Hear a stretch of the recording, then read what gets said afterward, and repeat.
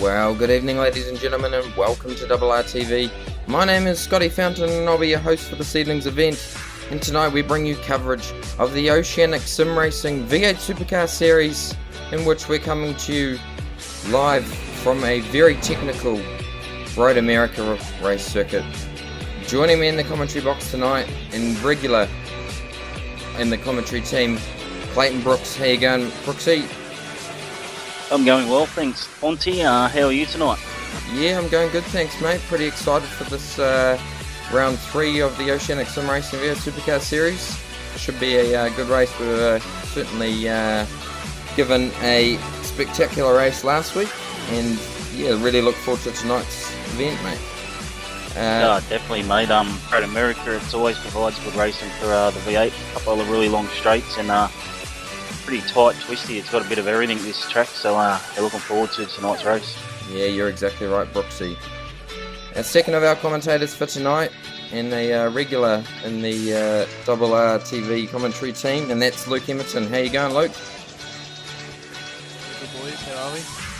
Another good night for racing as usual on a Wednesday night, and looking forward to seeing the main split tonight. Yeah, well, it certainly should be good. We've got 6.4 Ks this track.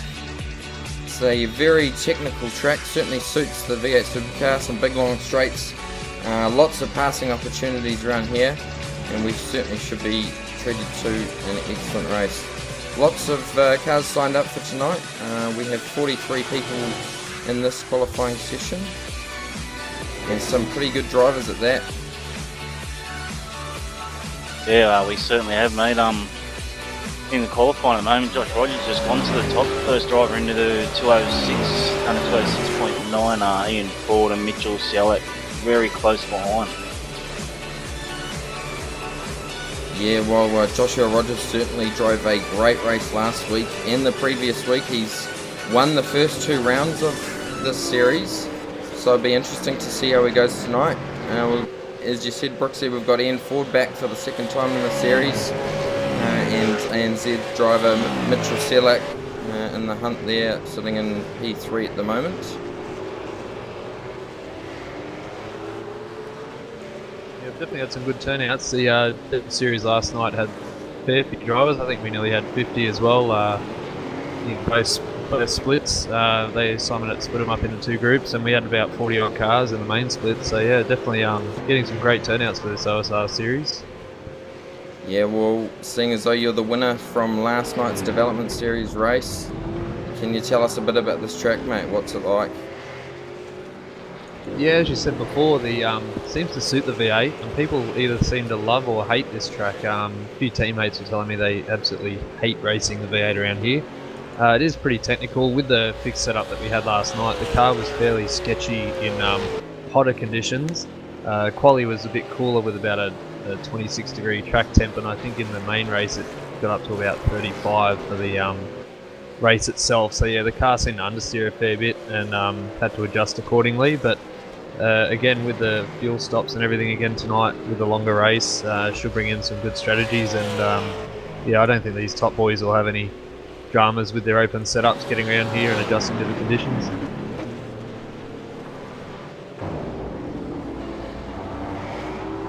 Yeah, well... Yeah, just having a look, right there, Fonty, 30 laps tonight, I think, is it? That's a fair distance around here, 2-minute laps, so you're looking at all over an hour with the pit stop of racing. Yeah, and as we just look at the race preview, we're 324 metres above sea level. We have a pit lane speed limit of 72 kilometres an hour, 6.41 kilometre track length, 14 turns, and as you said, Brooksy, a 30 lap race.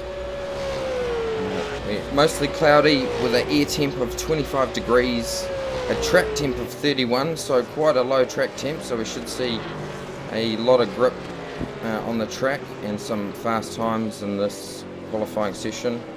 42% humidity, 0% fog for today, a 11.7 kilometre wind speed, and a southwest winds.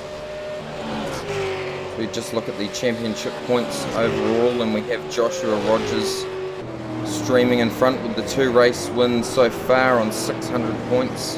Then we go back to second, which is Michael Cracknell on 565. Third is Michael Hammond with 540. Kurt Stenberg sitting on 491. Then back to Heath Brennan on 480. Mitchell Selak 470. Fauzan El Nabi 446. Richard Aylward 438. Peter Latham with 226. And Matt Morris running out the top 10 with 409. Certainly getting pretty close. As I said, Joshua Rogers is doing really well. He drove a great race last week. He was given a bit of a hard time at the start of the race by Ian Ford, but certainly cleaned up at the end there. Kane Cougar drove a great race last week. He's sitting in 9th at the moment. And Mitchell Selak, after losing it and hitting the wall, he finished 3rd. Yeah, that was a pretty good fight back there from Selak last week. Threw away a potential win maybe, but nevertheless he's in the hunt here, but he's got a terrible internet connection on yeah, it doesn't seem to be holding up. He's dropped a couple of times from the server, I think, so hopefully that sorts itself for the race for him. Yeah, and we're certainly getting a great turnout in this Oceanic V8 Supercar Series in both the Development Series and the Open Setup Series, which is tonight's event. It's going to be interesting. I'm sure these guys are going to find it really hard. It's going to be a very long race, as you said, Brooksy, over an hour long with pit stops. It'll be interesting to see who pits early and takes an advantage.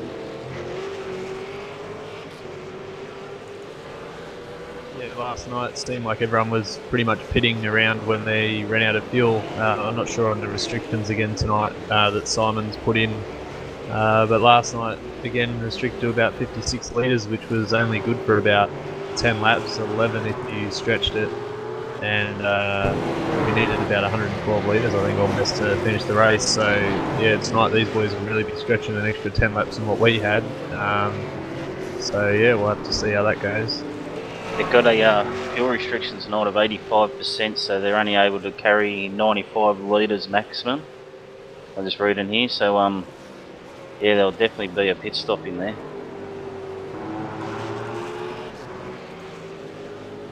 I took on board last night. I think it was I started with 56 and then at the pit stop took 60 litres and left me with a couple of laps spare at the end. So yeah, definitely they're going to have to take on a fair bit of fuel, obviously some fresh tyres, and it'll be down to who can do a good in-lap and out-lap and where they come out in traffic, being that last night there was a fair bit of traffic around mid-pack areas.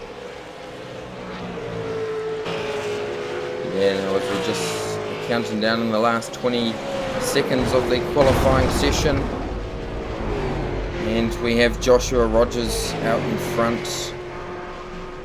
We have Ian Ford back in second with Mitchell Selak in third, and Michael Cracknell in fourth with Jake Blackwell in fifth. These guys are constantly at the front. We don't really see too many others giving them a run for their money at this stage, but anything can happen, so we look forward to the race ahead of us. Yeah, well, of course there's another server going at the moment. Not as many drivers in that second server, so we'll have to wait until Simon converts their times over, but you're right there, Fonty, that sort of top 6 or 7 guys, they're always up the top. Can't really think of anyone else that may be in the other server, but we'll have to wait and see. As Kane Cougar just pumped up to 7th position on his final lap.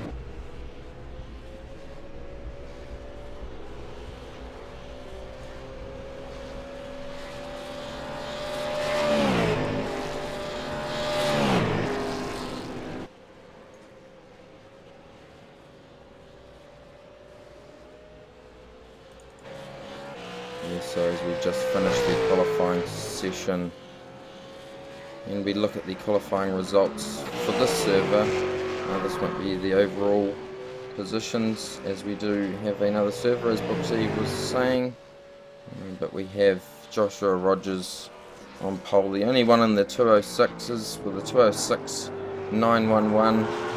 Ian Ford in second with a 207.044, and Mitchell Selleck on third with a 207.114. And a bit of a gap back to Michael Cracknell on a 207.415, and Jake Blackwell with a 207.503.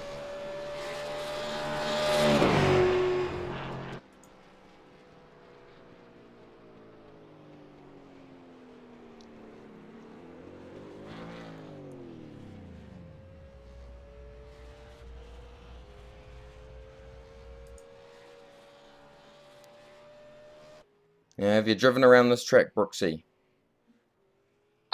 Mate, yeah, a long time ago. I haven't driven much all lately, but yeah, no, it was one of my favourites when I was running the V8 regularly. I didn't mind this track. Always sort of, I don't know why, sort of suited me. I always went well here, so yeah, it's not a bad track. Like I said earlier, it's got a bit of everything. This track's got long sweeping corners, got a big carousel down the bottom end of the track there. It's got a couple of really long straights, and a couple of change of directions as well. So it's a very hard track to sort of set up for, and you've got to have a very even balance across all four corners of the car. Yeah, well, it'll be interesting to see how these guys go tonight, and what track temperatures we get in our race. We just finished off looking at the qualifying results there, and we'll just take a quick break and leave you with some footage to watch, and we'll be back in about 10 minutes time.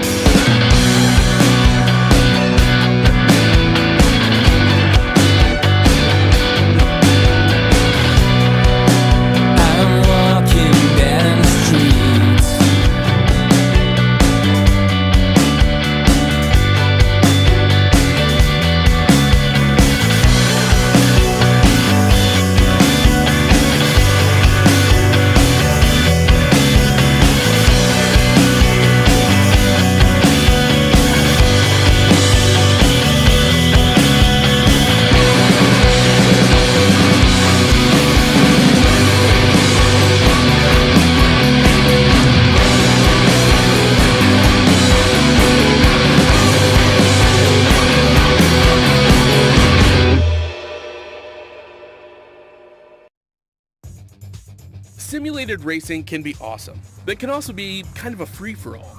Interestingly, auto racing faced the same problem in its earlier days. Whether it was on the back roads, the beaches, or the city streets, the racing was fun. But there was always a certain level of chaos and danger, until some folks came along and put some order to all of this. Stuff like official racetracks, regulations about weight and equipment, and enforcement of standards. That's what gave us high-speed excitement, fast-paced action, and photo finishes. That's when racing became racing. The guys over at iRacing.com have made the same transformation in the world of sim racing. Sure, they've got the most accurate tracks and realistic cars out there, but that's just the start.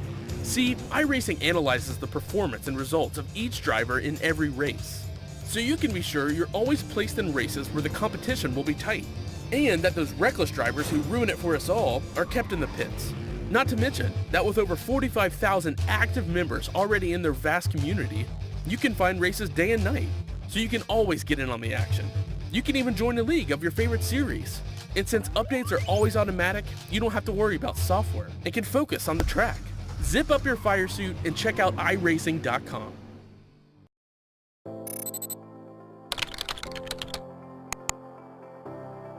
iRacing.com is a sim racing game that combines a true-to-life racing experience with an online community of virtual racers from all over the globe. iRacing offers a multitude of officially licensed cars and tracks, laser scanned with millimeter accuracy. Their car models and mechanical systems are based on real-world physics and engineered in cooperation with manufacturers and race teams. iRacing's web-based interface allows members to compare stats and test drive any combination of car and track instantly. Their skill license system ranges from rookie to pro, ensuring members are always pitted against those with similar skill sets. Members are able to sign up for a weekly race series, compete in time trials, host a private race with friends, and participate in racing leagues created and run by the community. With over 60,000 members, iRacing works in partnership with renowned motorsport organizations like SRO Motorsports Group to deliver virtual races based on the real-life Blancpain GT series. iRacing's Blancpain Endurance Series features team racing, giving members the ability to build a team and participate in races ranging from 3 hours to 24 hours. Additional partners include NASCAR, IMSA, V8 Supercars, IndyCar, allowing members to race in their very own 24 hours of Spa, Bathurst 1000, Daytona 500, and many more. iRacing.com, delivering the most authentic racing experience short of getting into a real race car.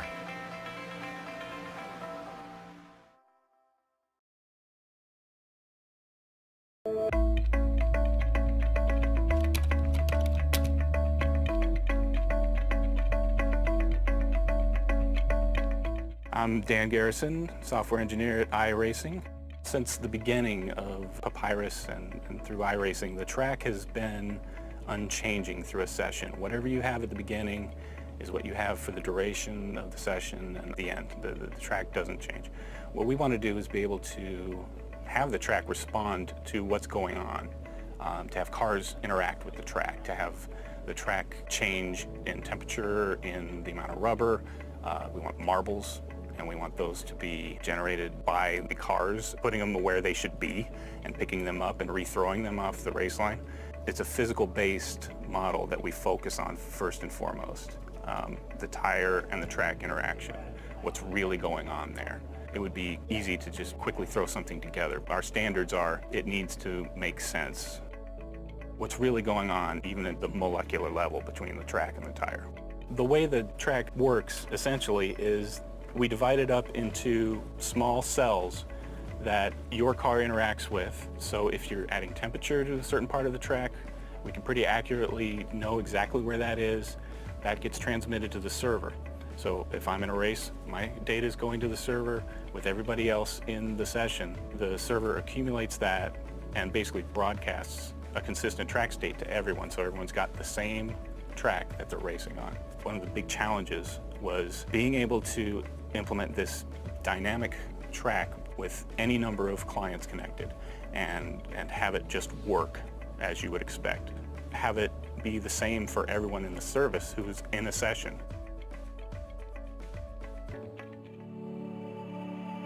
So to kind of give a little bit of a preview of the state of things right now, I basically have run a number of laps at 5 flags with the effects exaggerated for demonstration purposes so that we can kind of immediately see what's going on with the track. Right here is basically the track at the beginning of the session. There is a little bit of rubber on there that's put programmatically. That's the starting state of this track, and it's fairly low rubber at this point.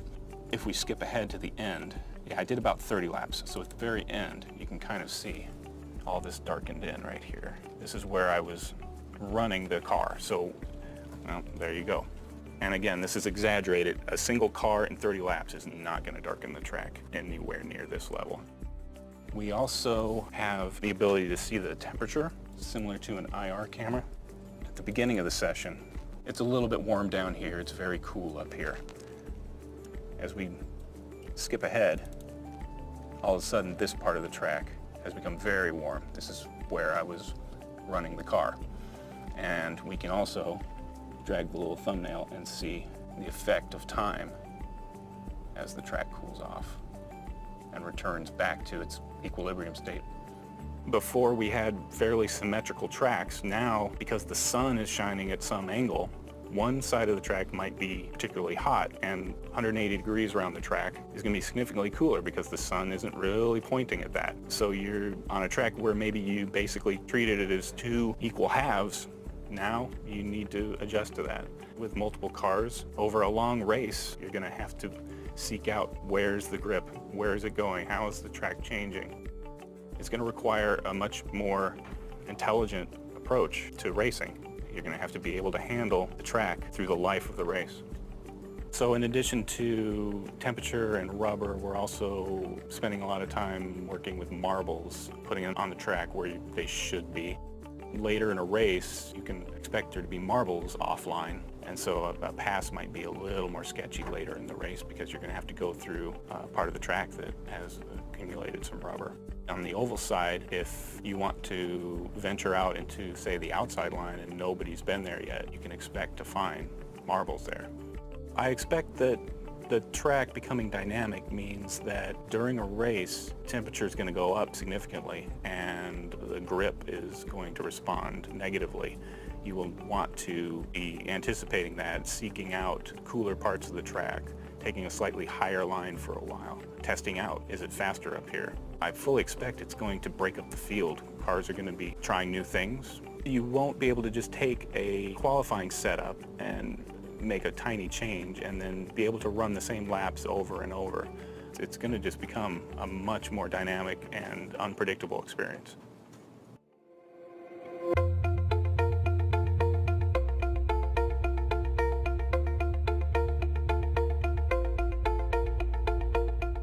As significant as this first implementation is in creating a dynamic environment, it's really kind of just sets the foundation for even bigger and better things. We'll be able to handle day-night transitions and a moving sun and clouds coming in and have the track respond to that. We can look down the road and say, well, we'll want to do rain and have water on the track and have it move and have it dry according to where the tires are and how much temperature is there and how much is the sun shining. All these things that happen in a real race, we want to model them, and we are well on our way in being able to do something like that.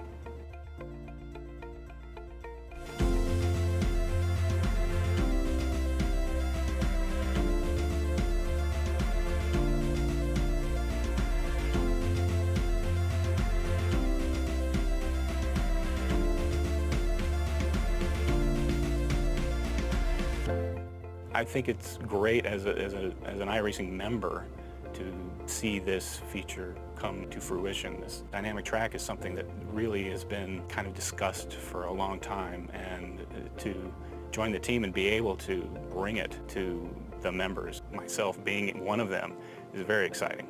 It's going to change the face of race sessions significantly and really improve the experience.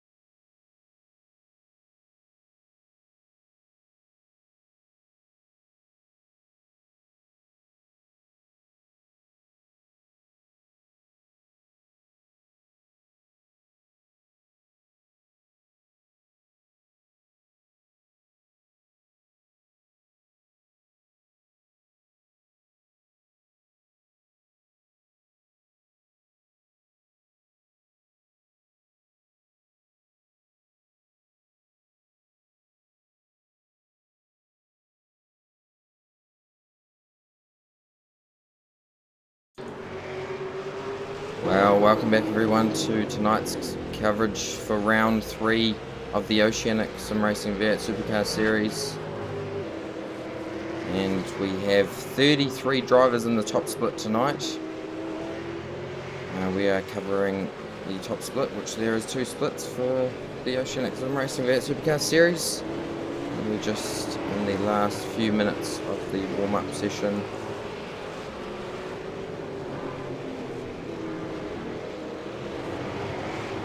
It's going to be an interesting first turn. What do you reckon, boys? Yeah, the first 2 corners kind of a bit quite interesting. Then the run down to the 3rd corner there, pretty tight braking down there. It's quite a long run uphill to the first corner, so and there is a bit of runoff, so hopefully the guys can get through there clean. Yeah, especially on cold tyres around that first couple of corners, especially last night with the fixed set was very, very slippery, so these boys will just have to watch out, and as you say, there is a fair bit of runoff for people to avoid, but guys starting further back in the field, they're going to struggle with the uphill start that they get starting down near the back, and the front boys will be looking to get away and get single file as quickly as possible, I would say.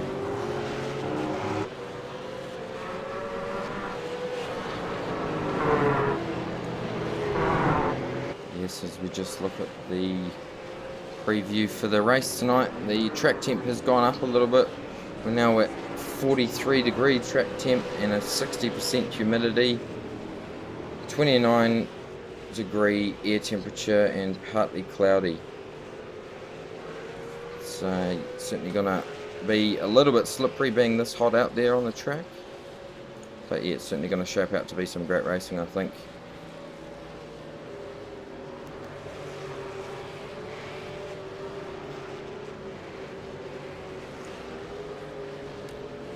Now as we look at the starting grid for tonight, oh no, not yet, hasn't come up.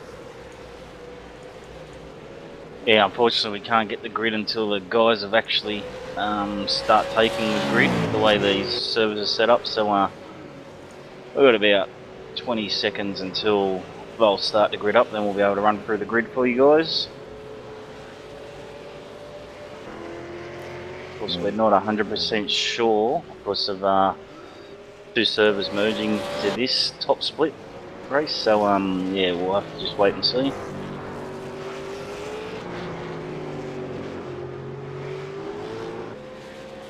Yes, definitely have to practice some speed reading skills coming up.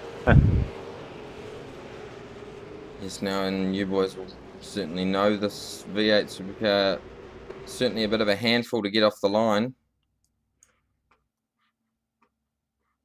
Yeah, as I said before, just it wasn't too bad last night when you're on the flat part, but as soon as you start getting a bit of that uphill slope, the cars are just going to want to break traction. So, as I said, from about, I think it's about 20th back, and they're going to have to watch themselves. Okay, now as we look at the starting grid, and Joshua Rogers is on 1, he continues his domination so far of the series.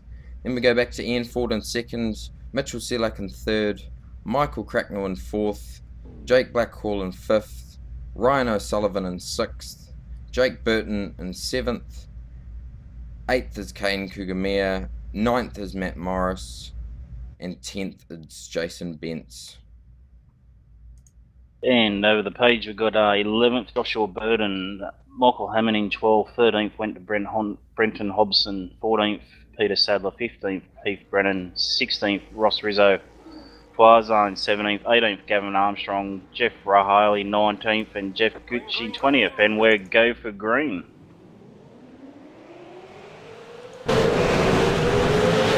Guys seem to get away cleanly. Mitchell Selak never made it back into the server with his internet dropping out, so he'll be pretty gutted.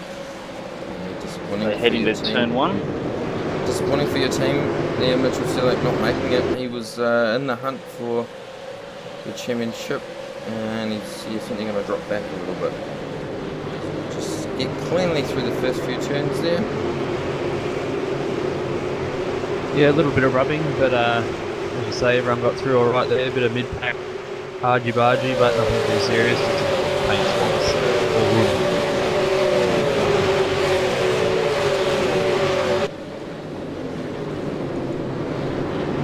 They head down the second long straight. They're going around. Oh, there's a bit of a tap there with Kane Kugamia, and I think that's Matt Morris in front, but they've managed to keep it straight. Joshua Burden's got a bit of damage. Back with Darren McKenzie, Peter Latham.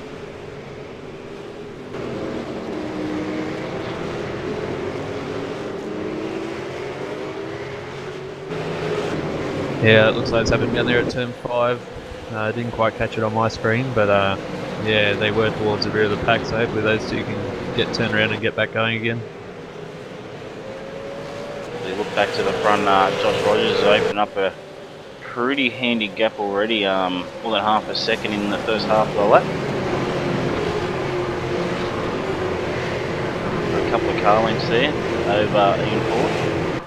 Yes, then we go back to Michael Cracknell, Jake Burton, Jake Blackwell, Ryan O'Sullivan in 6th, Matt Morris in 7th, Kane Kugamia in 8th, Joshua Burton in 9th, and Michael Hammond running at the top 10 for lap 1. Well, just behind Hammond there, Brenton Hobson got very loose heading up the hill. Managed to hold the position, but he's getting a lot of pressure there from Peter Sattler in 12th position.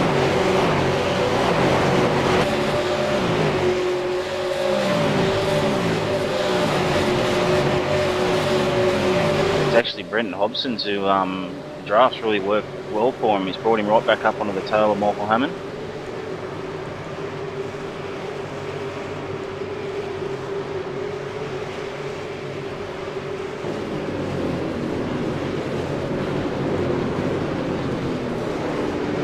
Probably a bit of a breakaway. The 6 cars are sort of broken away a bit. A couple of seconds down, back down the road is Matt Morris in 7th. He's maybe because he's copping a lot of pressure from Kane and Josh at the moment.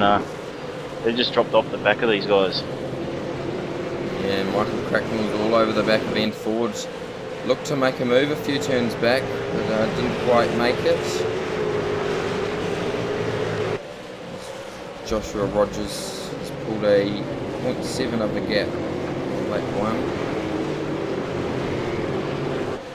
1. Yeah, we just had Sean Evans back in the pack in that. He's just have a huge moment into turn 5. He's completely got the rear brake and somehow come down the hill half sideways and gone straight between 2 cars and ended up in the grass and back onto the track and only lost about 2 spots overall and somehow avoided it. Talent. Yeah, and talent is certainly what these boys have. Great racing in this series. Oh, big accident. Sorry, I'm not sure who that is. It's in the Plus Fitness car. Yeah, I think that's Ross Rizzo, mate, in the Plus Fitness. Oh, and it's caused more drama. There are I think that might be Shepherd in the... Oh, this car's slamming into him. They're coming around the corner and not adhering to yellow flags. Oh, that's disappointing as we just look at the replay now. Yeah, sorry, that was Peter Latham, I think, made in that initial accident. Yeah, there's a lot of Ross cars. Rizzo. Oh, he just got... Don't know if he got touched from the back there, but he hit the outside curb and yeah, just lost it, and it's caused a huge accident. Yeah, there's wounded cars everywhere. Marty Atkins trying to get back to pit lane with smoke pouring from the back of his Commodore. Simon Black as well has made it to pit lane. Peter Latham, Jeffrey Holley, Barzan, El Nabi and Ross Rizzo all sitting in pit lane at the moment.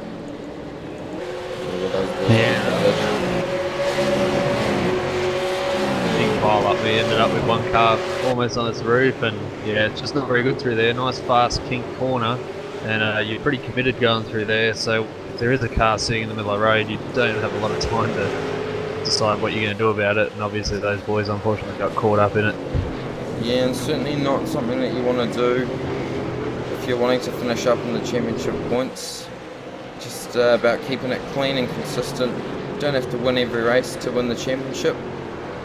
Well, unless you're Joshua Rogers, who's having a spectacular performance so far early on in this series. But yeah, those boys will be gutted about having an accident. Speaking of Rogers, he's not having it all his own way this race. Ian Ford's maintaining the pace with him, and so is Michael Cracknell and Jake Burton. Yeah, well, being such a long race, anything can happen. We saw last week, Ian Ford was a little bit further back. He pitted early, and he came out right in front and was challenging for the front before he had a big accident with Sam Sutton.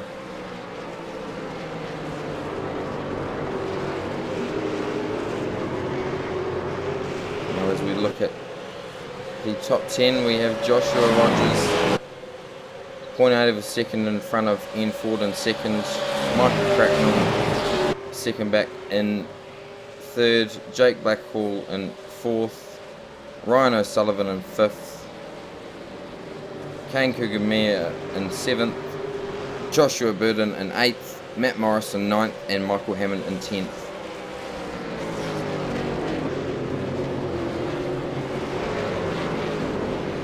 Ian Ford definitely under a whole lot of pressure there from the SDC car behind him, and looking to get round him. Probably have a look down here in turn 5. It is pretty difficult to get a pass done down here.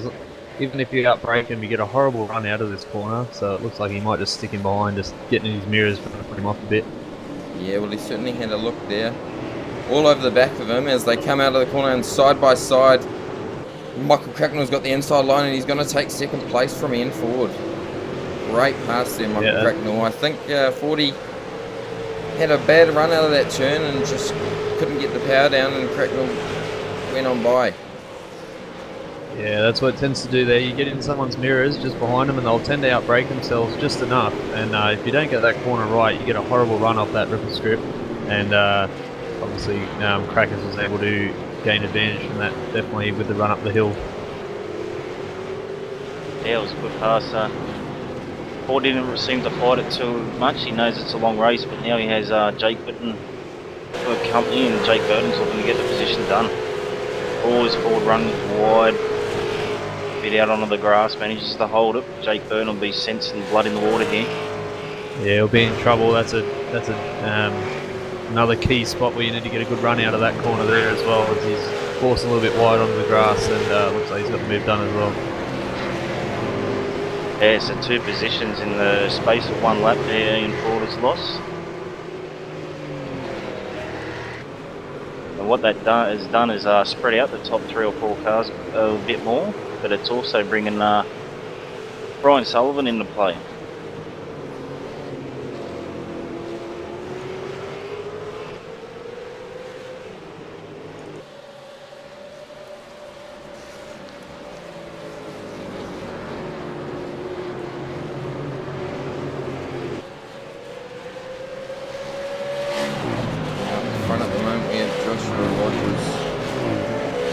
Given too much pressure from Cracknell at this stage, but as we saw before, he's just got past Ian Ford, so we'll see if he can hunt down Rogers.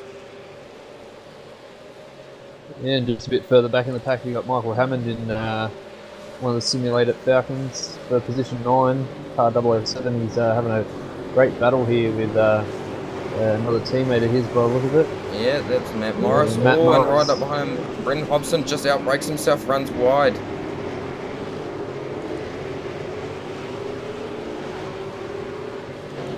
Yeah, that was very close down there. He was lucky not to rear end one of those simulated Falcons. Or as he gets Morris there, getting a bit squirrely off the exit. Looking at Kurt Stenberg sitting in 12th at the moment. He's had some good pace. He's been clean and consistent the previous rounds. And Sean Evans sitting back there in 14th position.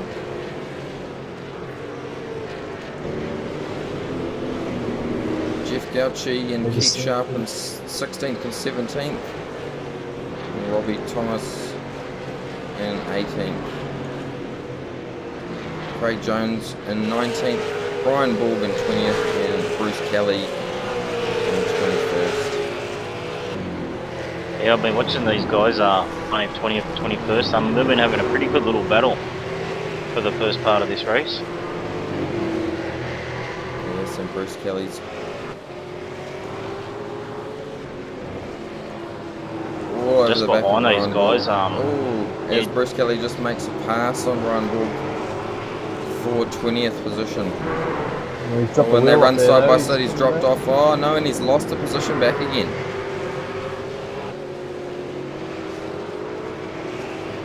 Yeah, he just dropped the wheel off there on the exit, and then he came back across and dropped it off on the inside as well, and it really unsettled the car through there. But looks like Bruce is going to be under some sort of attack, and Jason got a great run out of that last corner. Side by side as they cross the start-finish straight, he'll look to hold the inside line here, Jason. And he gets the move done. Just shows you make 2 little mistakes in a lap and you drop positions very quickly. Yeah, it also shows how precise you need to be around those tracks here, that a lot of the corners rely on getting the exact entry, exit, mid-corner speed and to be able to hold your position. It shows just little mistakes here and there on certain exits, and you really lose a lot of top end speed further on down the road. Yes, now as we look at the front, and Joshua Rogers continues his dominating performance early on in this race. He's out to a 1.4 second gap back to Michael Cracknell, with Jake Burton 0.8 of a second behind Crackers, and then Ian Ford's another 0.4 back behind him. These TTL cars are really... Sorry, Brooksy, these TTL cars are really set up. They've got the right guys on the tools there. Yeah, I was just going to say, just back behind there, position change. Kane Kigamiya has gone into position 6 and relegated Jake Blackhall down to 7th. Same thing, Jake Blackhall's got a thin wheel off onto the grass, and that's all Kane needed to slip on forward.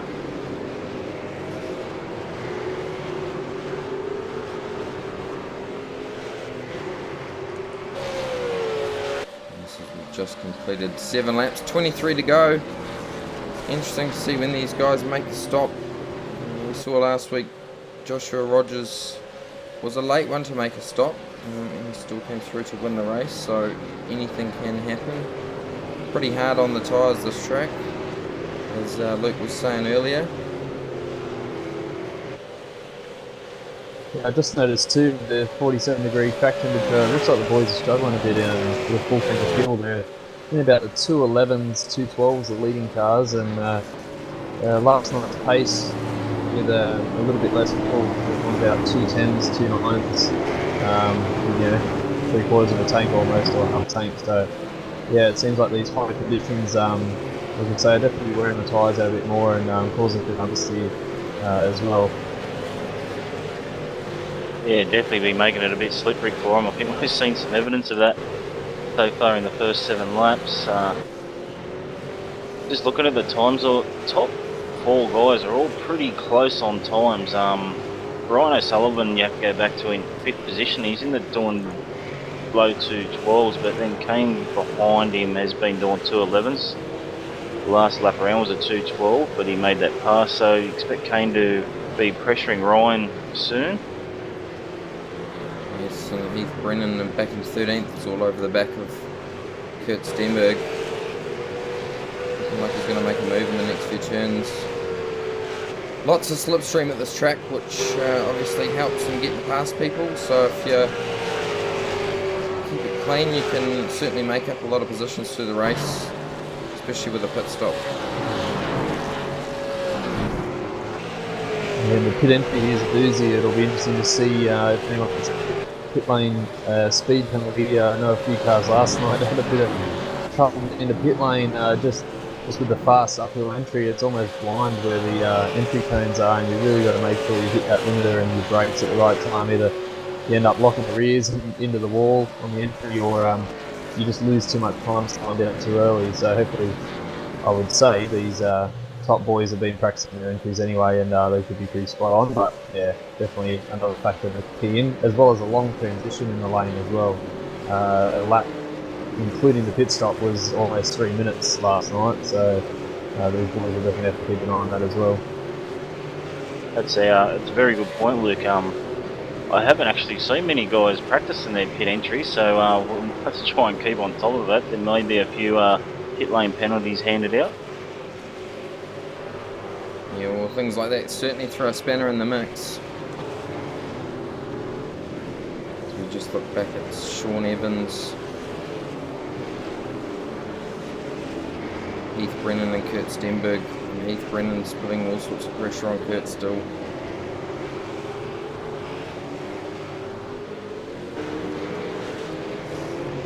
Yeah, just say Stenny being pretty consistent, so he won't mind a bit of pressure.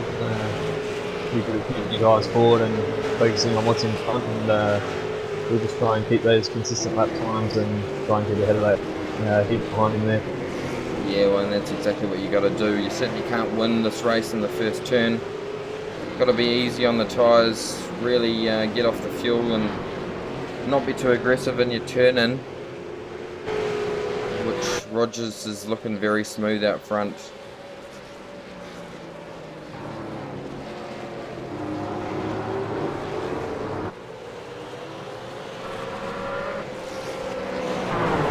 Pulled almost a 2-second gap. Back to Cracknell now. So these TTL boys have really got it sorted. First of the ANZ cars, Kane Kugumia in 6th. Yeah, and he's right on Ryan O'Sullivan now. Yep, I think he's going to make a move here. No Richard Aylward tonight, one of the other ANZ boys, and happened to be my teammate in the endurance rounds. Yeah, he's off skiing, I think, is he? Yes, On holidays. And Kane seems to have some rear tail damage. He's missing his rear wing, so that certainly won't be helping his downforce. It would be definitely helping him down the straight here though, Fonty. He'll be bringing plenty of speed. He's now down the side of O'Sullivan. O'Sullivan leaves it open for Kane to slip on through into 5th position.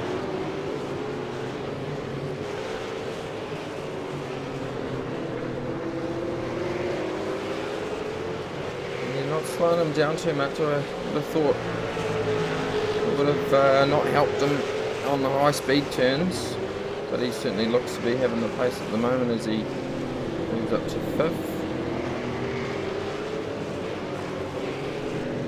Trying to go back and see where he lost that wing. It must have been really early in the race. I don't recall a big enough contact that he's had to lose that. Yeah, it was made turn 2 on the first lap. Okay. It was Matt Morris,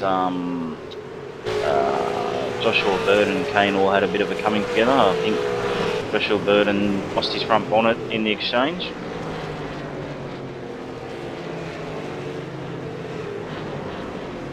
Kane getting the worst luck of the two then, losing a rear wing. I'd definitely rather just have a bonnet missing than the whole rear spoiler.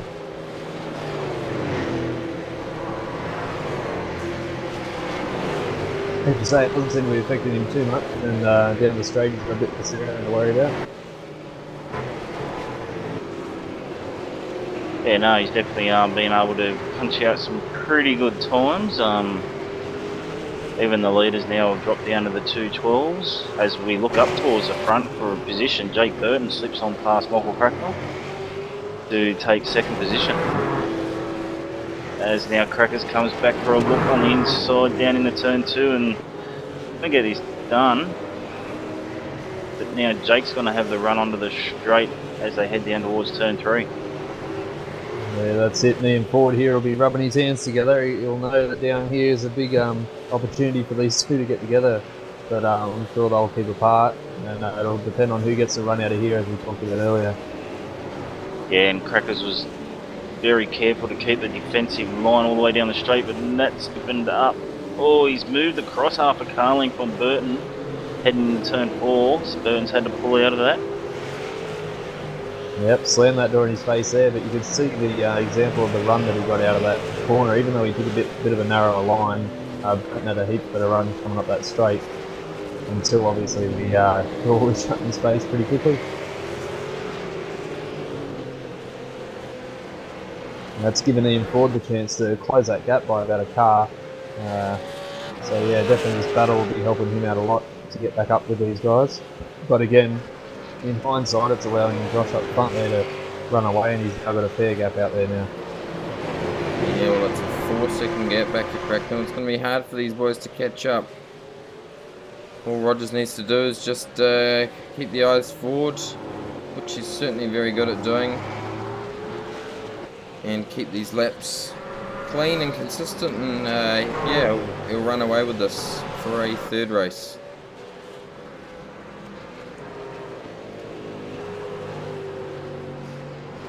So we're just going to ride on board now with Joshua Rogers for a lap of the very technical and spectacular Road America circuit. 6.4 Ks around here. So jump on board for the ride. Yeah, and just to let you know before we do, look like Ian Ford has now pitted as well, just on the flap. Interesting strategy Ford he's taking. Obviously wants to just get in some clean air and race by himself. Not a bad move to make, I think. It certainly paid off from last week, so we'll see how he goes.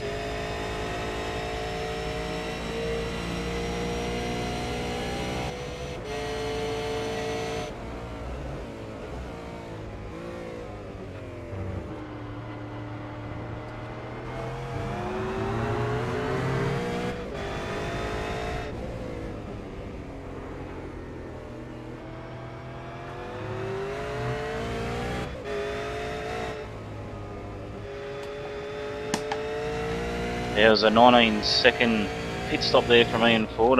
Jason Bent's done a 13.3, so that's a pretty big difference. Sean Evans just completed his on a 21-second pit stop, so Bent's may run out of fuel. I don't know yeah, what to make of that, but look, you're looking at like around a 22nd of stationary time in the pit stops tonight. Yeah, well, that is a short stop. I think ours were about 23 seconds last night, but again, they started with a bit more fuel, so they obviously won't need to add as much. But yeah, that's quite interesting, actually.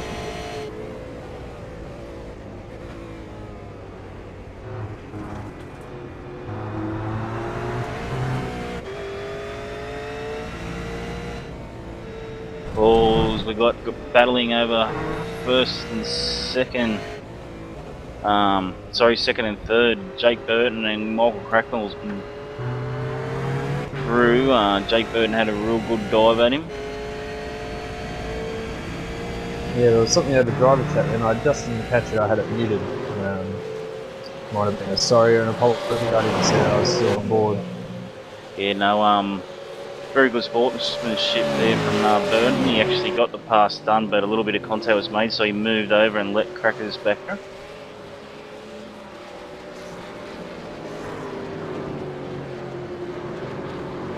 Big Burton, very good driver, clean and consistent.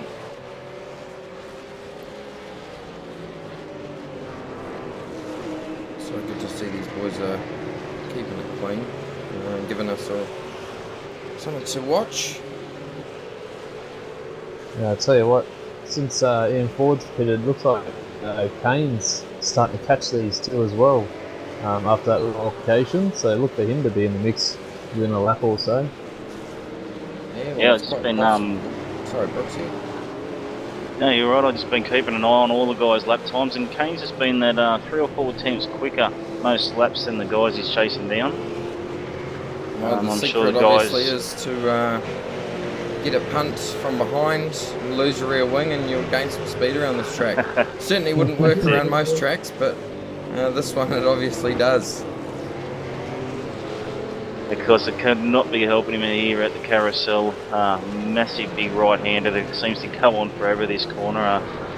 Did love as much rear wing in the car as you could possibly get. Yeah, well, certainly not pulling away by too much from Ryan O'Sullivan. Ryan's driving a very clean and consistent race. We haven't seen Ryan in this series as of yet, but it's great to see him out there having a crack at it tonight. Yeah, Ryan, last year he made a few appearances in the V8 Online Premier Series, and he went pretty well, so he's pretty good driving the V8. As we just give him the commentator's curse there, as he drops a wheel off and has a bit of a moment. But yeah, certainly very, very good driver. And we've got Crackers into the pits now, as well as Kane with his Holden Cruise coming in. They do get one quick repair, I believe, in this series still, so that'll be, he'll go out with a brand new rear wing, or he might uncheck it and go back out with the new aero package. Seems to be working. Yeah, we just watched Matt Morris come into the pit lane, Kane Cougar come into the pit lane, and there was nearly contact. Talking of Matt Morris, he's having a great battle with his teammate Michael Hammond. Went side by side up the main straight. Guys are in 5th and 6th position at the moment.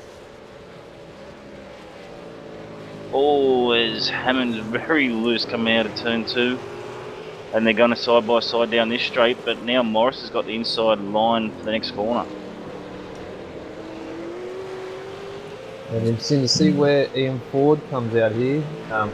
He's just about to get near the end of pit exit, but the two boys that have just pitted have come out in front of him. But he's going to have a good run, and they're both on cold tyres. This is Ian's chance to catch back up, although he is under a bit of pressure here from Jake Blackwell behind him.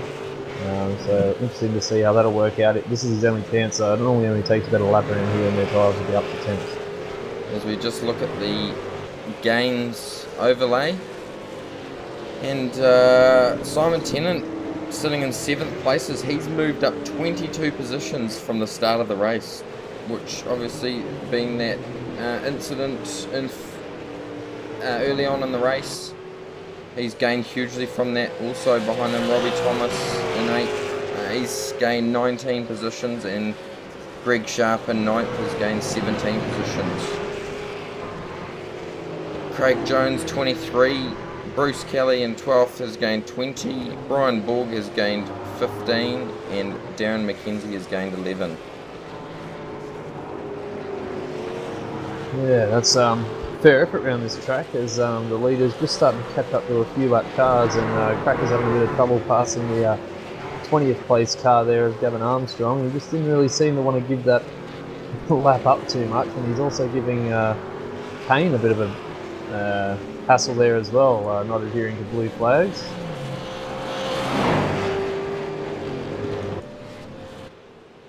And Joshua Rogers making his stop. Of course, Gavin is theoretically still racing for position as he slides out. As Kane just showed the nose, and that was enough for Gavin to slide out. But yeah, there is a bit of a sportsmanship code. If you haven't pitted yet, kind of let the guys that already pitted through. Okay, he was showing 20th on my screen. I think Kane was showing like something like 7th or something like that, so it hadn't updated yet.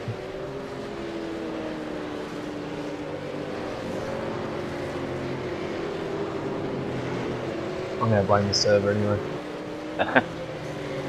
It's always iRacing's fault. That's it. As Ryan O'Sullivan comes out from his pit stop, also we've got, what else is there? We've got Michael Hammond and Heath Brennan now completing their pit stops coming out. He's going to come out right in front of Peter Sattler there, but enough gap there safely to exit. Cougar Mayer has now got out in front of Jake Byrne, so it theoretically puts him into a podium position, a 3rd spot. I'm just looking at the times. His times are nowhere near exceptional for the pit stop, so I'm not sure exactly how he's managed to jump up. It may be that a very aggressive pit entry you mentioned, Luke. Yeah, it could be also those other two had a bit of a coming together earlier on with the way to catch up a bit, so maybe that's hampered their efforts a little. But yeah, as you say, his pit stop wasn't that astounding, but the lap times are pretty similar. I think that the reason is the in-laps and out-laps will make such a difference. Last night there was a few that were, more than 10 seconds difference in a in-lap and out-lap, so you just have to keep an eye on that as well with their overall times. Well, this battle for second, third and fourth between Jake Burton, Kane Kugamere and Ian Ford is heading up there. Bunch right up together, so we could see anything happen here. Fordy's got the bit between his teeth and he's right on the back of Kugamere. Kugamere got a new car while he was in the pits. All of these drivers are given a chance to get one replacement car for tonight's race. So getting that rear wing back possibly is going to slow him down, but he's certainly chasing these guys up the front.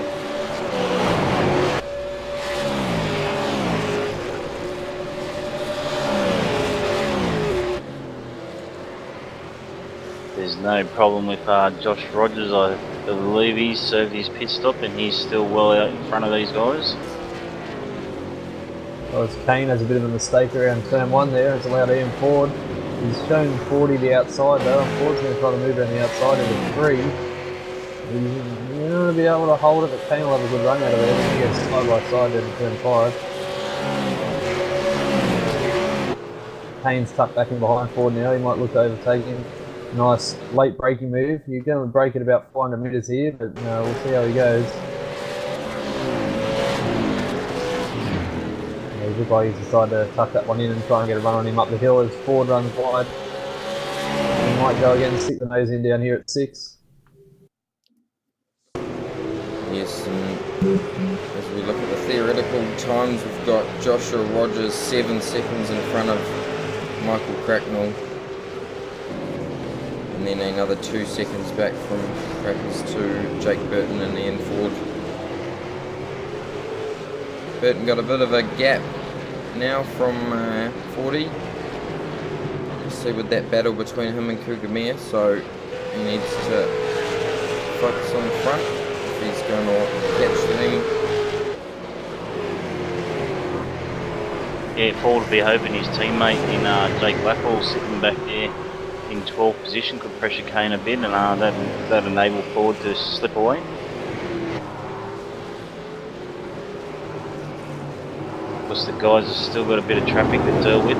Jake Burton just ranging up on the back of Darren McKenzie, who hasn't pitted yet. Look, Crackers a couple of corners to get past McKenzie. And his Maverick riding car is looking great out on track. Personally, one of my favourites. Yeah, definitely good colour choice there, the blue and yellow. As we talked about every week, there's some great skins out there, and we always thank the real world sponsors that get on board a lot of these teams, and this helps complete the realism of the server along with everything else that iRacing is bringing to the plate at the moment, with more improvements coming every build. So.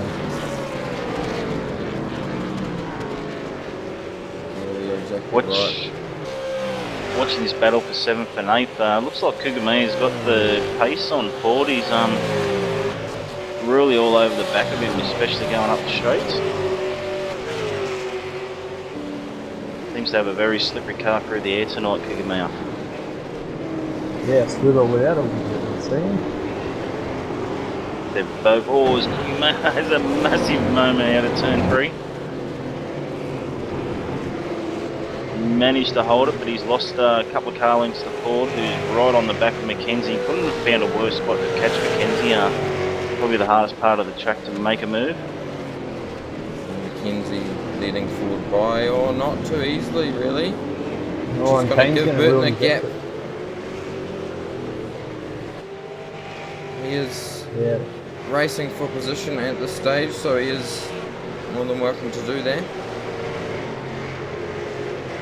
Yeah, and that's the worst place. You can't really make a move around that carousel. You definitely don't want to be out in the marbles around there because you just end up on the grass. As Kane's going to get a great run through here on him. And, he's just got the wheel off, so that was close. You wouldn't have been able to split much between Kugamiya and Mackenzie's car there.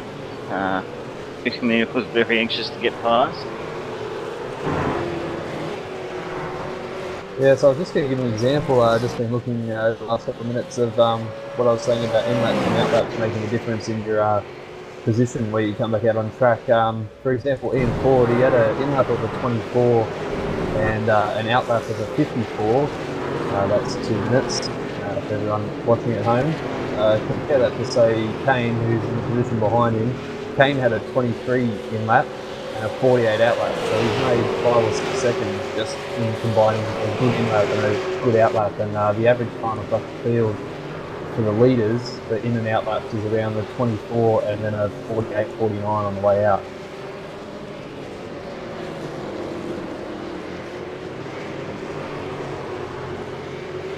Yeah, so as we look at the top 10, and we've got Joshua Rogers out in front. He's got a 9-second gap back to theoretical second, or now second, Michael Cracknell. In third at the moment, and he hasn't taken a pit stop, is Craig Jones. Fourth we have Jake Burton, and a bit of a gap back to Ian Ford and Kane Kugamiya right on the back of 40. Jake Buckfall back in 7th, Ryan O'Sullivan in 8th, Joshua Burden in 9th, and Kurt Stenberg just going past Matt Morris for 10th.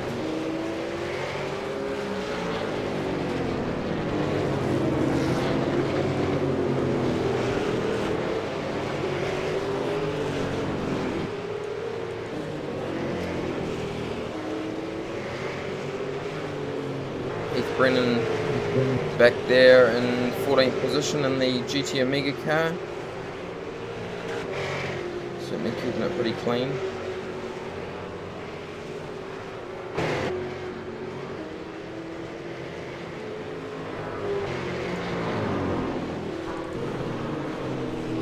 Now, as we jump on board with Simon Black, and he's driving a very beaten up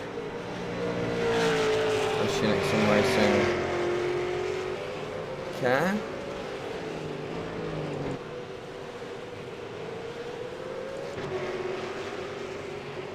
Yeah, not the worst we've seen that car over the last couple of weeks, but definitely not a clean car as such. But it's good to see the few of the guys that organise these events getting into the drive. I did see Bernie out in the development series last night, trying his hand at driving again for the first time in a while. He said he's really enjoying being back in the car, and he didn't do too bad. I'm pretty sure he finished about midfield somewhere, and he was out there having a lot of fun in practice.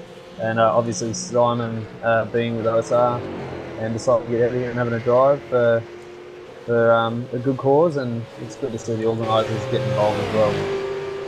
Yeah, well, big shout out to Simon Black. He puts a lot of effort into creating events for everyone to come and race in, and puts so much time. He lives and breathes sim racing, and it's not really a night goes by where Simon's not doing something for the community. So we thank him for bringing this event to us. Also a big shout out to Christian Elwood. He's been a great hand for me getting this broadcast off the ground. So thank you, Christian. And also Bernie Wemmers from RRTV, the head of RRTV. And as you were saying, he's out there last night having a crack at the V8 Supercar, a car which he doesn't drive regularly, so I think we should see his name here if he gets a bit more pace.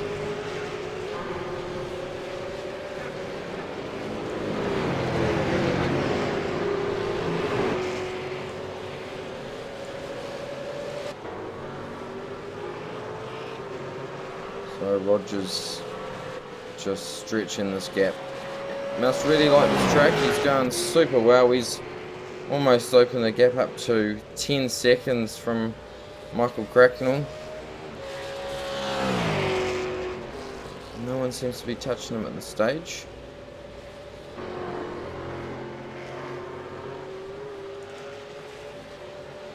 No, definitely driving a good race out in front there. If you just had a move back in the pack for looks like Kurt Stenberg, for our fans watching, has just overtaken Josh Burton for 8th position by the look of it. And it was a good battle there. It was about 5 cars within a second of each other, and a good little battle back there for the top 10. Yeah, we've got a 4-car battle there. 5-car battle, which is great to see. Oh, Joshua Burton makes a mistake and it lets Matt Morris pass for 9th. Michael Hammond's right on their tail. Yeah, there's a few people complaining about someone's connection there, that they all seem to be getting through okay. It looks like a move up the inside there. I can't see who that is. One of the simulated cars. Matt Morris. Yeah. No. Michael Hammond dropped back to 12th position. Brenton Hobson moving up there. Oh, contact! No. Oh no! They regains it though. That's Brenton a great Hobson. regain. Yeah, it was well done there. He'll be a little bit disappointed with that. He's got to just stay focused now, and he can possibly catch back up and run with these guys again. Yeah, I think Hammond maybe could give the position back there only because he overheated his tyres, locking it up in the 5, and obviously a bit of an ambitious move into 6. So it doesn't seem like Brenton's too upset with it, so I'm sure he's going down as a catch back up to that group. Yeah, Kurt Stenberg is continuing his consistency in this event, but Matt Morris certainly hasn't given up. These guys have had battles in previous races. They seem to have similar pace, so I'm sure they'll give us action right to the end as Matt Morris is all over the back of Stenberg.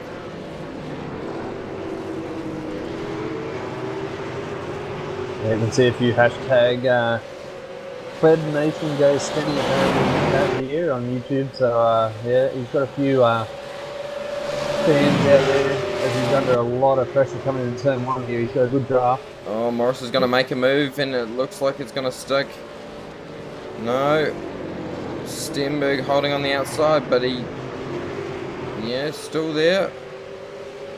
Side by side, he's got the run. And Morris has the inside line. He's going to just slot. Oh, sideways there for Stenberg. Morris gets through. Yeah, that's just cost him a little bit of a run, but he's still close enough for a draft. But now he's got to look out behind him. He's got Joshua Burton also in his draft there. Yeah, good to see these boys are keeping it clean. What a song behind him just had a massive moment. That was Michael Hammond. Big tank slacker out of 5, but he's regained it and carrying on. And so easy to do in these cars. Just jump on the gas a little bit too early and it's goodbye to the rear end of the car. Yeah, especially with the new track. Sorry, Matt. No, you continue. I was going to say, just with the track updates now, with your marbles on the outside and dirty tyres and everything when you run off, it's even easier to do now, especially if you're a little bit off the line in the corner or on the exit. Yeah, we can just see how much grip is down on the circuit. A lot of rubber. Jump off the race line and you're gone really. Well, and speaking of which, it looks like both Kurt and Matt Morris there ran wide through turn 11, the kink there, running into kettle bottoms. Kurt Stenberg running for Dayco Motorsport. We have a few of the Dayco Motorsport boys out here. There's certainly a team to watch out for. There's some great drivers in their team.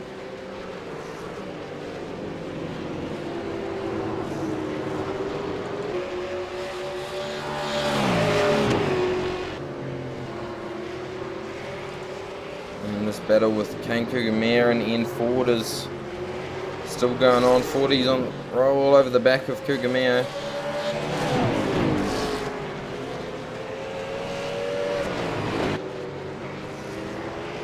Yeah, definitely. He's will be keeping that consistency. He's about 0.4 quicker than in that last lap, as he's got a good run now in his draft and be looking. Don't think he'll have a drive at turn 5, but he might prove me wrong here. But Kane looks like he's covering that inside line, so Ford's going to try around the outside on the break. Yeah, and Jake Burton's got the eyes on the prize. He can't win the race, but he could finish in second. He's gaining on Michael Cracknell every lap, not by much. Yeah, I was going to mention it. It's just a couple of attempts every lap, isn't it, Monty? He's slowly reeling him in. Yeah, and as we look at the fastest lap, we have Joshua Rogers, which isn't surprising, with the fastest lap of a 2 minute 11.029.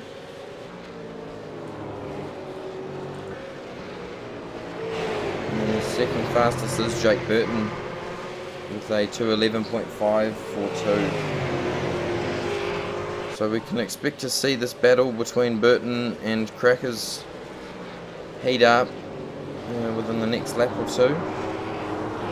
Cracknell, a very good driver, so he'll be keeping his eyes on the mirror, but not focusing too hard on it, and just trying to keep clean and consistent laps. We have 10 laps to go, so anything can happen in this next 10 laps.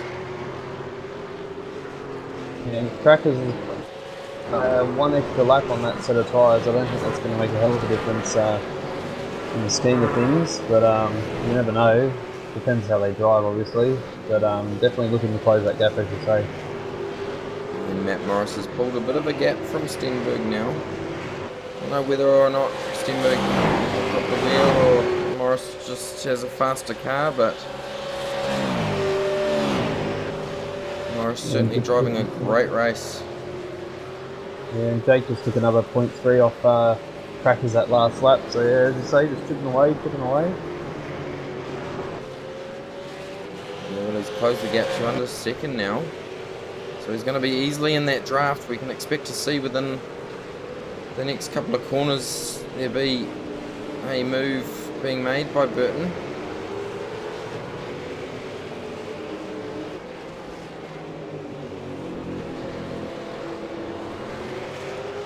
You can cast your attention back to 12th and 11th. Brenton Hobson's caught back up now to Michael Hammond, so it'll be one to watch because there may be a little red mist in the helmet of Hobson at the moment. Yeah, as Hammond just drops a wheel off there on the outside of the turn. His car's looking very ugly at this stage of the race. I can imagine there would be a lot of front end push coming from these cars. Yeah, definitely looks like the front bumper from the earlier contact's got a little bit of aero damage as well, which won't be helping his turn in, but I know after a bit of contact you're always wary of who's behind you, so that might be worrying a bit, wondering if he's going to cop a bit of a tap himself or see what happens. Yeah, well, we can see that Heath Brennan sitting back there in 13th.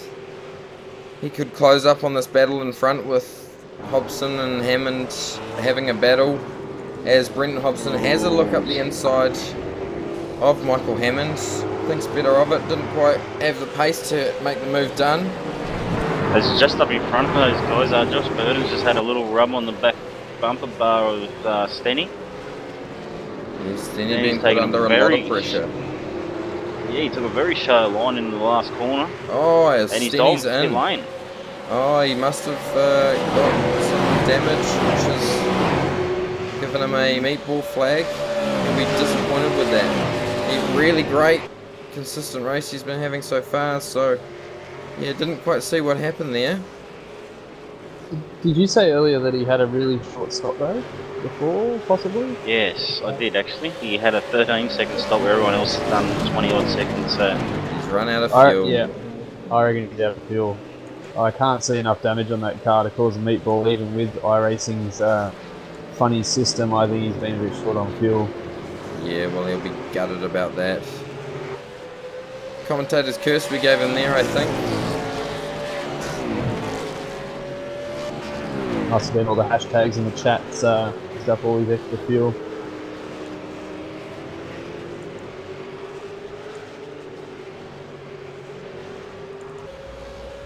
Too much of the fan boost as we see in the electronic F1 cars, whatever they are, going around, where the fans can type in hashtag and gives them an extra 50 watts of power or something for a lap.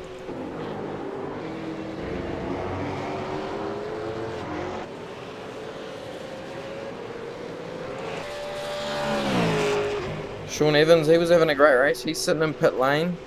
Not too sure what happened to him, but he'll be disappointed with that. He has been within that top 10, top 15 in the last few rounds, so not the result that he'll be wanting. As we look back up now with this battle of Jake Burton and Michael Cracknell, and Burton's got past Crackers. Unfortunately, we missed that move.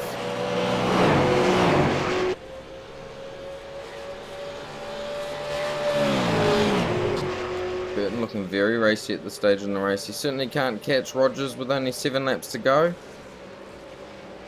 but he's got to be happy with second place. Cracknell certainly in the hunt for the championship points. He's sitting in second place at the moment behind Joshua Rogers.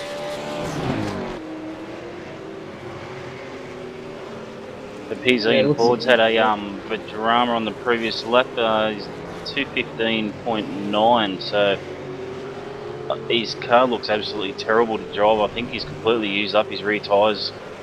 Yeah, as we just focused on him there, and he had a big moment coming out of those turns. So he pitted first before anyone else, and it's shown now later on in the race that his car's a bit of a handful to drive.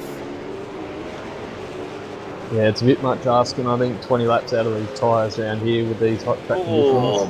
Yeah, big moment. Yeah, his Locks car's it up looking under ugly. brakes. Very ugly. So we can expect to see Ryan O'Sullivan gaining on him within the next lap or two, especially if he has another 2:15 lap. I was going to say that move with involving Cracknell before was just done down into turn 5, and Cracker's got a bit loose on exit, and I think Josh managed to get round through 6, 7, and then finalised it into turn 8 there.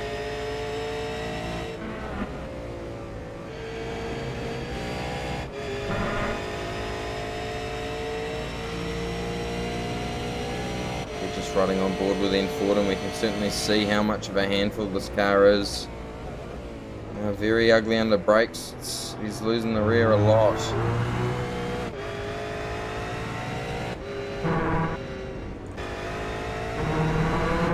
Been a pretty good race so far from Jake Burton. He's moved up 5 positions, and he's pretty much done all them on track, so he didn't have a necessarily good pit stop, so it's been a good clean race from Jake tonight. Yeah, good to see Jake Burton. Certainly a great guy. Good to see he's out there having a bit of fun tonight. Does a lot of work for the V8s Online guys with video promotional stuff, so it's good to see that he can still manage to fit in his racing. Yeah, well he was the one who made the intro video for RRTV, so we thank Jake a lot for his help. Because he's still got a lot of pressure here from Crackers. With 0.2 of a second between these guys.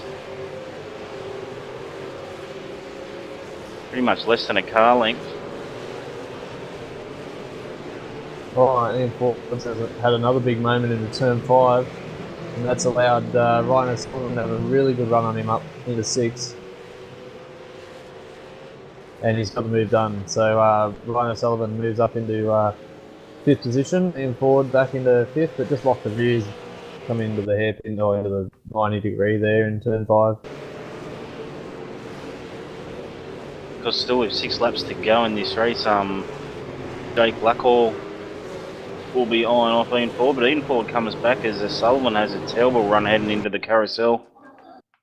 Ian Ford pulls back out and slots back in behind Sullivan.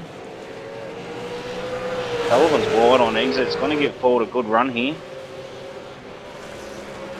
I'm thinking he'll probably just sit behind him at this stage. Oh, he's got a good run Otherwise out he's there. going to go on the outside. Big long run down into the next turn. Well, he's dropped the wheel off there. Side by side, and 40's going to get the move done. That is late braking there from 40. He's with the way that his car's been handling. It's a lot of commitment shown there, so well done. He's very loose on the exit. Oh, it's Kugameo in front just had a massive moment, and he's out of the race. He was all on his lanes. He was actually hunting down second and third position, and he's now out of the race. Oh, he'll be That's very disappointed with that. unfortunate. Because we're just going to watch the replay of what happened there. Oh, Oh, the there car was just nothing in gave it. way. The car just gave way. He must have been on the brakes at the wrong time.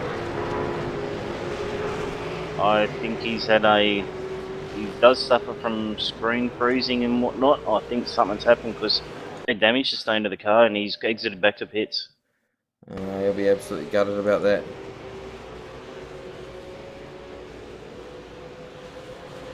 Yeah, it just sounded like he got on the gas kind of like at the apex, but he wasn't even on it that hard to get it to go around, really. Yeah, no, I think we'll find out that he's had a bit of a hardware malfunction. Yeah, disappointing. He was certainly in the hunt for the championship points, so he'll be gutted about that result. There's a great battle on for the back end of this top 10. Joshua Burton's trying to hold off his teammate of Heath Brennan in the other GT Omega car, but Brenton Hobson's the one showing all the speed out of these three guys, and he's in 10th. So we stay on this battle for the next lap at least. Yeah, and just for an update, sorry mate, you got Josh Rogers out there at about 14-second lead. Try not to forget about our leader, as we normally have battles further down when Josh starts to run a good race and out in front.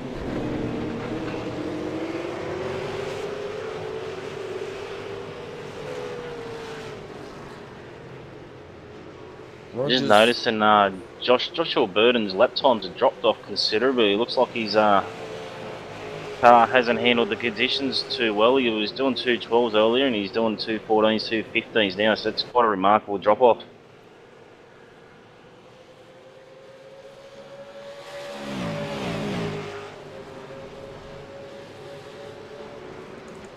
as we look at the front, and Joshua Rogers, another outstanding performance from him. He's got a 15-second gap back to Jake Burton, and Michael Cracknell right on Burton's rear bumper, and 40 still sitting there in fourth. The car looked to have come back to him a bit. He dropped off really fast there earlier on, but he's certainly keeping these guys behind him. But yeah, it's certainly bringing a battle in with Matt Morris, Jake Blackhall and Ryan O'Sullivan, so we can expect to see this go right to the end of the race. I've just received a message, guys, from can't find it now. From Kane. I won't use all the language that he just wrote, but springs fall come out of his brake pedal, and his brake went all the way to the floor. So yeah, it was definitely a hardware issue for him. That's disappointing. Yeah, we absolutely gutted about that. I know myself, I've had hardware issues go wrong, and certainly absolutely guts you, especially in a long race like this, so close to the end. And he was keeping it clean and consistent, and having a result like that certainly not going to help his championship points.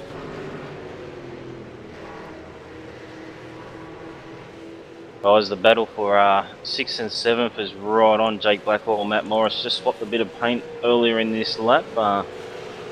Because Matt Morris is really on speed, and he's catching Ryan O'Sullivan even forward pretty quick, but I don't know if 4 laps will be enough for him to bring in. He's got around a 2.5 second gap to O'Sullivan.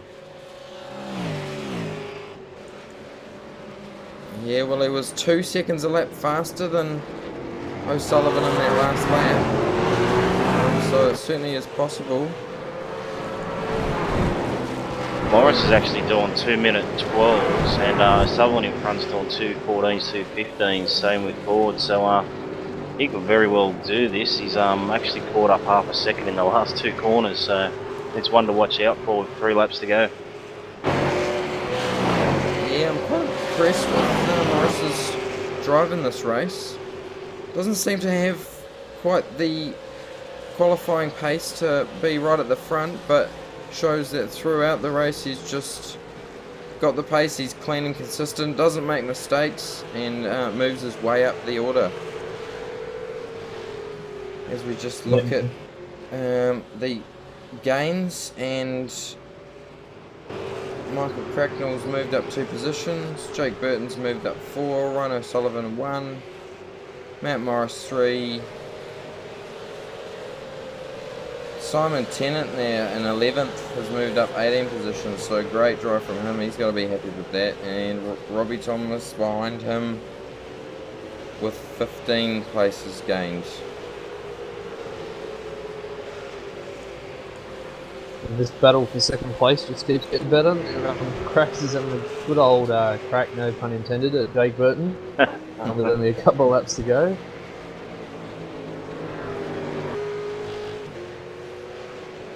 Definitely not letting him off the hook easy.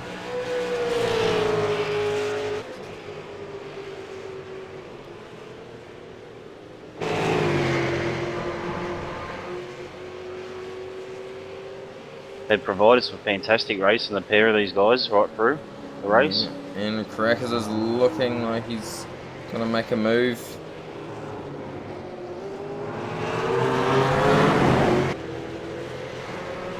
Yeah, he gained a lot of... Oh, as he gets close there, he gained a fair bit of time on him last lap. Jake ran a bit wide through the kink and dropped a couple of tyres off, and he almost had him last lap as well.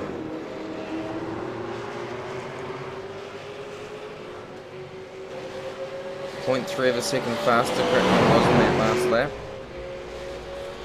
So we've only got 2 laps to go.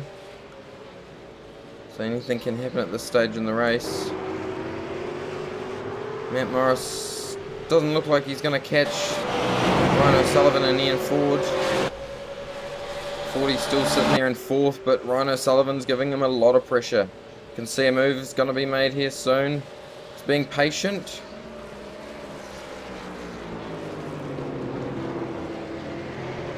Ian Ford, a very good driver.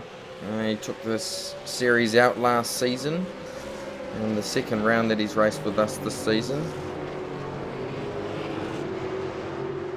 But O'Sullivan right on his rear tail. And this battle further back with Jake Burton, Brenton Hobson, and Heath Brennan is on for young and old.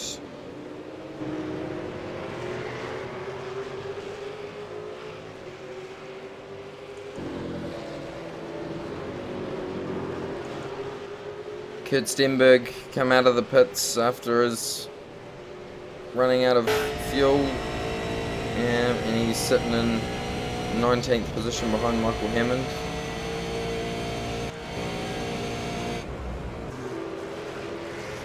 It was Heath Brennan has had a massive blow on Brenton Hobson. Hasn't worked out for him. I think he completely outbraked himself. Managed to avoid Brenton Hobson, so he's still going strong.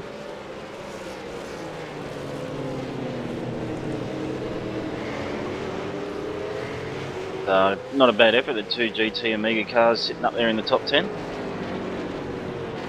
Yeah, good to see that these GT Amiga cars are finding some pace.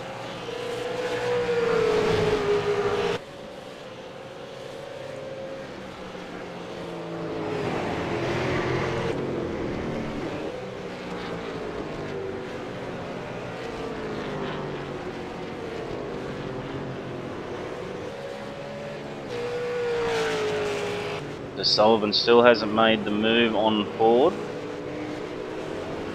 and we've only got 1 lap to go now. Yeah, and Marty Atkins getting caught up in that first lap incident. He's sitting back there in 22nd.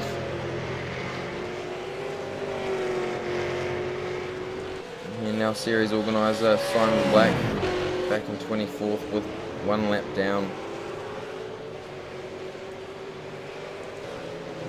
As we focus on our leader of the race, and what an outstanding drive Joshua Rogers has done tonight. No one's got anywhere near him this whole race. He's led theoretically from lap 1 to lap 30. Had a great pit stop, and he's 16 seconds in front of Jake Burton.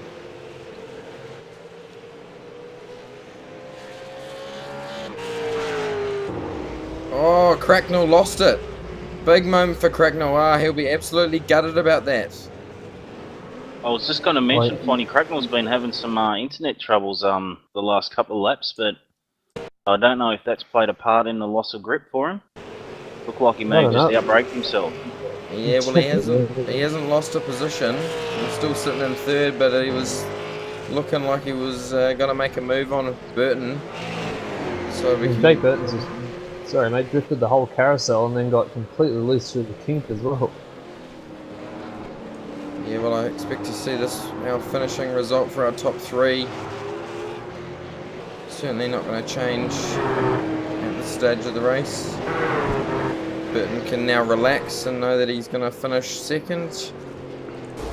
That's Josh Rogers. Has Josh Rogers go over the line and put it in the wall as a celebratory crash. Something of which you can do in iRacing. Certainly not in the real world. We have Jake Burton go across the line in 2nd place. And Cracknell following behind in 3rd. I'll tell you what, if you go back and have a look at replay of his last lap there around the carousel. And drag race to the finish line with Ian Ford and Ryan O'Sullivan. 40 just getting it by a whisker. Oh, great drive there from Ryan O'Sullivan. Got to be happy. There was only 0.02 of a second in that when the guys at the finish line. That's amazing. Good stuff.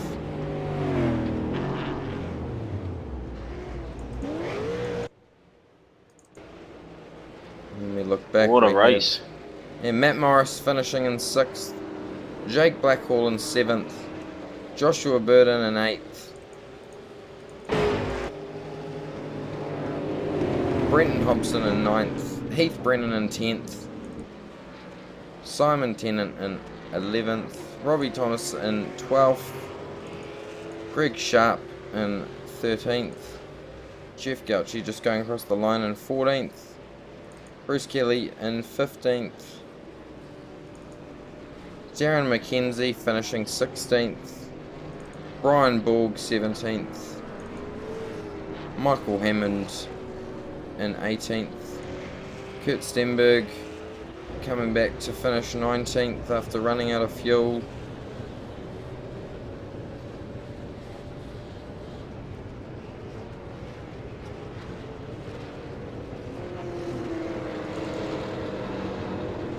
Gavin Armstrong finishing 21st and Marty Atkins finishing 22nd.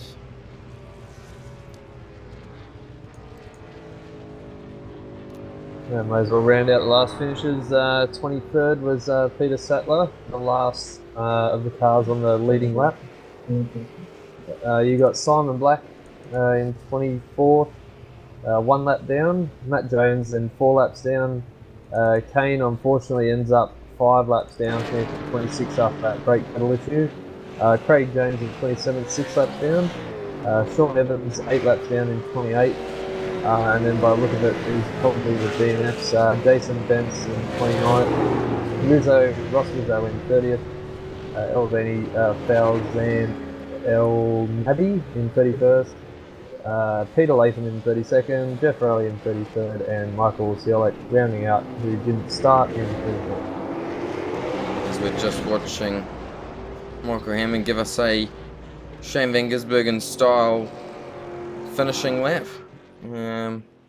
Drifting the car all through the turns. So, great race, boys. What a dominating performance from Joshua Rogers. That'll take him to 900 points overall after 3 rounds, which stretches his lead out. We'll have Michael Cracknell back in second.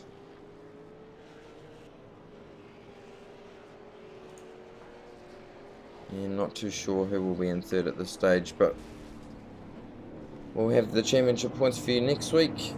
What did you boys reckon of this race? It was a great race, mate. Plenty of action. There was plenty of battles all through the race. I got a comment on the guys. It looked like very clean driving out there, and a lot of respect and space given. So well done to all. Yeah, I thought it was a good race. Nice clean again, as you say, and that 30 odd laps went through fairly quickly. Actually, it was good having all those battles right through the pack from first all the way through to last, pretty much, at different points of the race, and yeah, a few unlucky incidents which kept it exciting.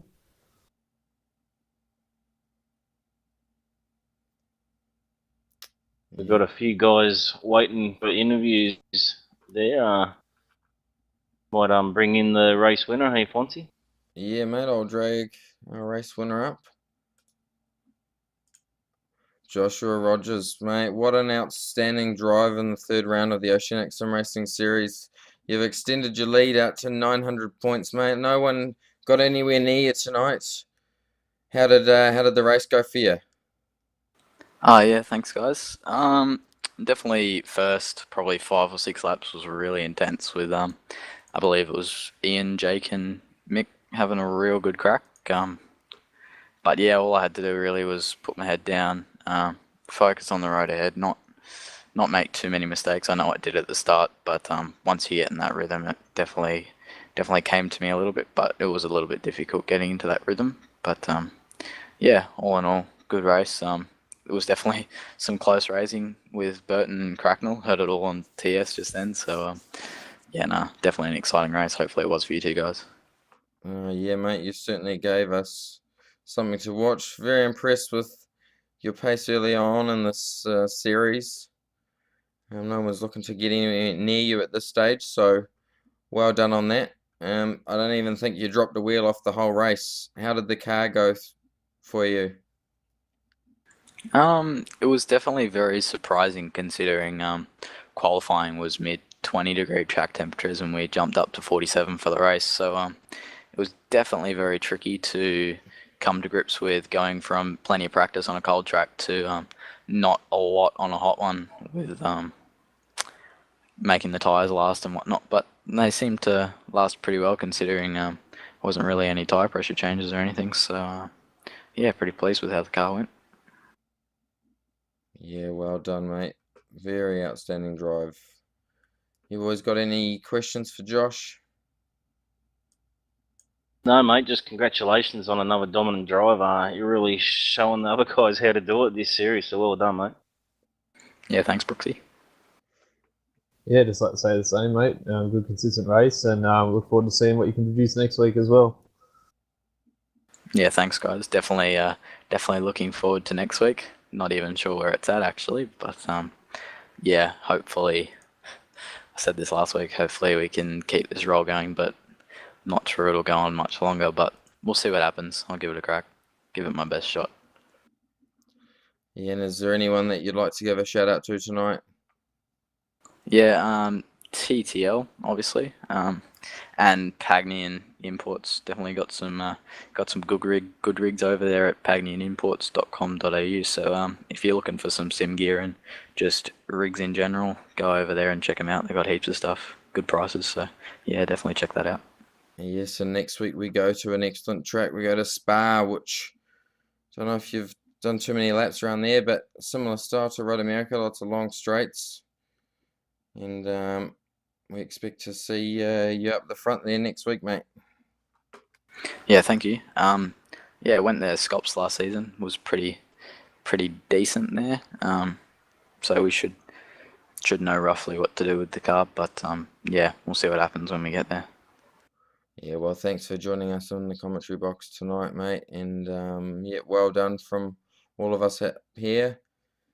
And we will look forward to seeing your performance next week. Yeah, thank you. Good job on the broadcast too, guys. I'll definitely be watching it back after this. Yeah, well, you got plenty of footage, mate. So thanks for giving us the show. Talk next week. So yeah. And we'll drag our second place finisher for this race, and what a drive he had tonight, and that was Jake Burton. Well done, Jake, on an outstanding drive to finish second. Cheers, Fonty. What a race it was. But just talking to the boys in the general chat channel. Far out, man. 30 laps. I'm knackered. I'm stuffed. Yeah, well, you drove a great race, mate. You certainly gained some positions from where you qualified. You got to be happy with finishing second there. Cracknell certainly gave you a lot of pressure there, but you would have felt pretty comfortable when you saw him have a bit of a moment there on the last lap.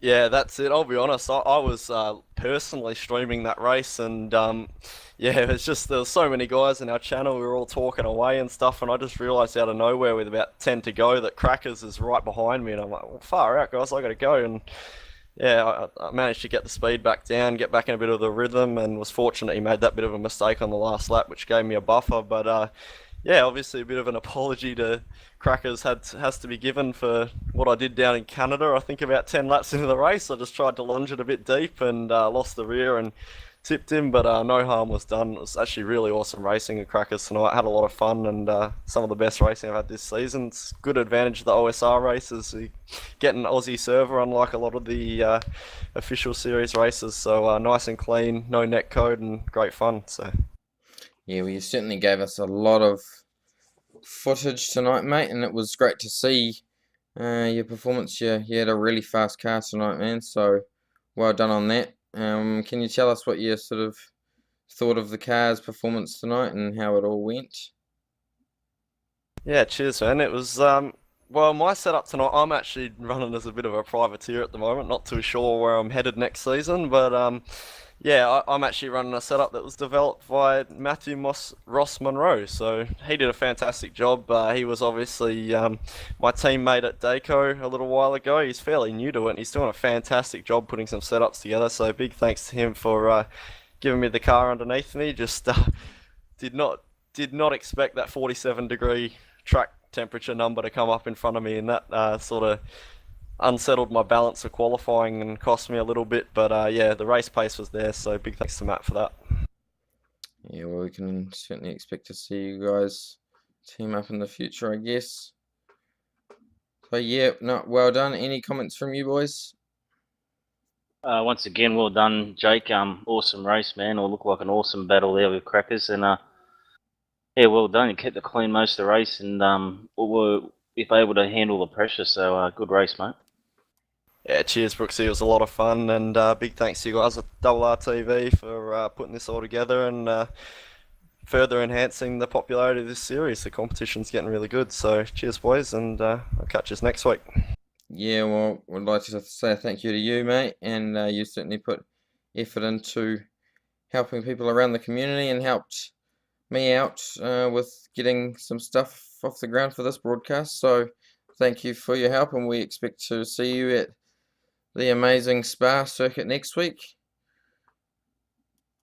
Absolutely, no worries, Fonty. Thanks a lot.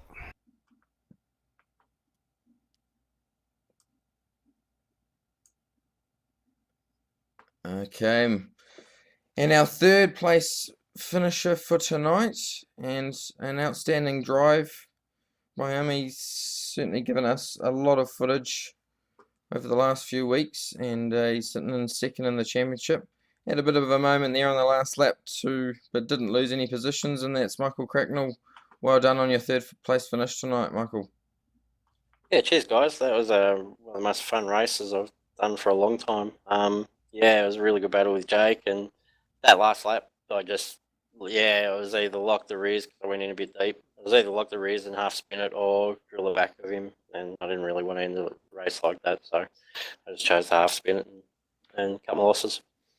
Yeah, well, you both drove really well, and it's good to see that the clean, consistent racing still shows. So yeah, really well done on your third place finish. How did your car go tonight? It looked to be quite settled. Yeah, car was pretty good. it didn't quite have the pace that Josh had. It sort of did early on, but with the high track temperature, the tyres sort of fell away a little bit. So it was really hard to sort of hold onto the tyres. But yeah, I just tried to look after the tyres in that second stint and tried to hang on basically. So the car wasn't too bad. Yeah, well, it was certainly no one was touching Joshua Rogers tonight. He's certainly had a lot of pace, but you're right there in the hunt for the championship points. Not exactly sure how many points you've got at this stage, but I know that you're definitely sitting in second place. So well done on that, and keep it clean and consistent for rounds to come, mate. Yeah, no worries, guys. Yeah, that's what I'm trying to do is just finish somewhere up in the sort of top 3, top 5, and see where I end up. So yeah, just trying to go through with minimal mistakes as possible. Yeah, well, that's certainly a good plan to have. Is there anyone that you'd like to shout out to tonight? Yeah, all the boys at SDC, particularly Bo Cubis. Yeah, he helped me with setup again. Yeah, he's pretty good with setup, so he's helped me the last few weeks. And KSW Painting, Klaus Winter, who's part of our team as well. So he's now a primary sponsor on our car. Yeah, well, you guys' cars are certainly one of the best looking out there on track. And well done. Any comments from you boys tonight? I'll reiterate what I said to Jake. Great racing between the pair of you guys tonight. Showed each other a lot of respect and there's a lot of pressure as well. So yeah, it was great to watch. You could see the intensity in the battle. Yeah, cheers, Brooksy. Yeah, I try and keep my racing as clean as possible, and I'd rather finish a spot behind than bin someone and take advantage of it. And yeah, Jake raced me pretty well too. It was really respectful. So I'm sure it was good to watch, and it was definitely good fun to battle like that. Yeah, well, it was certainly a great race to watch. And you were very clean and consistent, mate. So well done from us here at RRTV, and we look forward to seeing how you go next week at Spa. Yeah, no worries, guys. Thanks for that, and doing a great job. Thank you, mate. Thank you. Ian Ford, well done tonight, mate, on your 4th place finish. You look to be struggling with the car a few laps from the end. You pitted before anyone else. Made an initial jump, but well done to finish in 4th place, mate. You did great with your drag race right to the end there, and you managed to just beat him by a whisker. Yeah, thanks, boys. I was struggling pretty well throughout the whole race. I haven't tested in anything like this sort of weather. I basically just jumped in the server before where quali was, and that's the temperatures that we set up the car for, and we just basically guessed our way there, and in the final 10 minutes before the race, we decided to go a bit more of a radical path in terms of car setup, and definitely didn't work out the way we planned it to. It was either working and then all of a sudden it just stopped working. So a few of the boys had a decent race, like Sully and Jake Blackall there, coming up behind me, and Matty Morris came flying through at the end there. So that's pretty crazy pace to see him close the gap over all of us. And thank goodness I managed to hold on to 4th to there at the end. It would have been a bit embarrassing to give it all up at the last corner. And yeah, just shout out to Josh for winning the race, Kane, Jake Burden, Crackers, everyone for putting up such great racing. Like, it was insane there at the end. I was just absolutely no rear grip, just foot down, praying to God that I stayed in the right direction and fending off cars. Yeah, well, you certainly give us a lot of great racing to watch, Ian. Personally enjoy watching your racing and your driving, mate. You always seem to keep it clean and consistent, so well done on tonight's 4th place finish. And we look forward to seeing you next week at Spa. Yeah, thanks, boys. Spa should definitely be a good race. It should pretty much match what we had here. Nice long straights for drafting, into the slower corners, and everyone's going to set up the car a bit different. So hopefully we pull through with a decent setup and end up the front again. Yeah, well, it'll be good to see you boys give Joshua Rogers a bit more of a run for his money. He had clean air all night tonight, so well done to him, and well done to yourself, mate, on your 4th place finish. Oh, thanks, boys.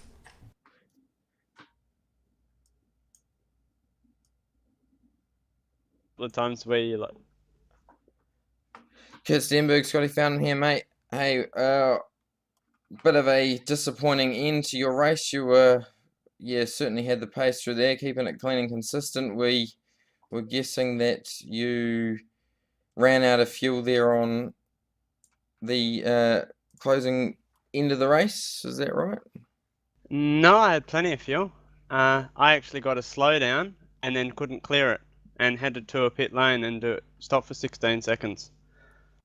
Oh, okay. Well, I that's had about interesting. a lap of fuel left at the end. Oh, So that's I was interesting. close, but not too close, yeah. Oh, well, that's an outstanding drive from you anyway. You finished 19th tonight. You've been clean and consistent throughout the series so far, so well done on that. We certainly gave you a lot of footage time tonight, mate. How did your car go other than that tonight? Well, my qualifying performance was terrible, and I said some very choice words in TeamSpeak about starting 22nd. And yeah, the car didn't feel very good in qualifying, but in the race, it just felt so good. I was just coming through the field like nobody's business, and then I had a really, really good pit stop, which was really good. And I was thinking, oh, I'm on for an all right result here, but yeah, some random slowdown, and yeah. You know which corner you picked that slowdown up on? I heard you refer to it as a Canadian slowdown, I think it was, or a Montreal slowdown. It was the corner before the loop, which is a really weird place to get a slowdown, but that's where I got the slowdown. But I referred to it as a Montreal slowdown because it's one of those ones that would never clear. Yeah. You had no seconds showing on your thing that you had to slow down for or anything in your HUD at all. I did, but I was on 0 as I was going down the back straight without the throttle on, and it was not disappearing. So I don't know what was happening. And then I got through the corner, going through corners and gaining time, while not even at the limit of anything. So One of iRacing's joys at times. Bit of a disappointing result, mate. You were certainly notching your way up the championship points there, but with so many rounds still to go, I'm sure you can notch your way back up there again. yeah, I'm looking forward to the end of the season.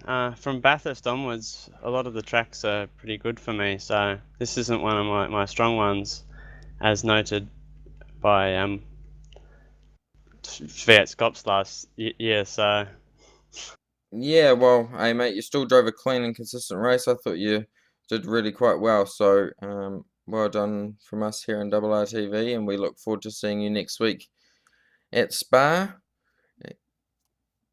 yep, I'll be there. I'm hoping I'm going to put a few more laps in for that race, I think, for practice, because I haven't been putting enough practice laps and it's been affecting where I've been qualifying. So hopefully I can do a bit better there. Yeah, well, that's excellent to see, mate.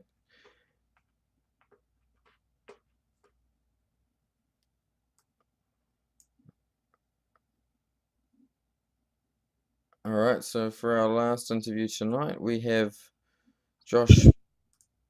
For our last interview tonight, we have Josh Burton join us in the commentary box. How did your race go tonight for you, Josh?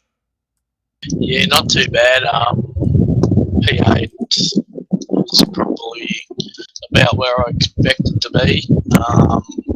Qualified in 11th, so just a fraction down, but it wasn't too bad. Track was pretty hot, so made things difficult.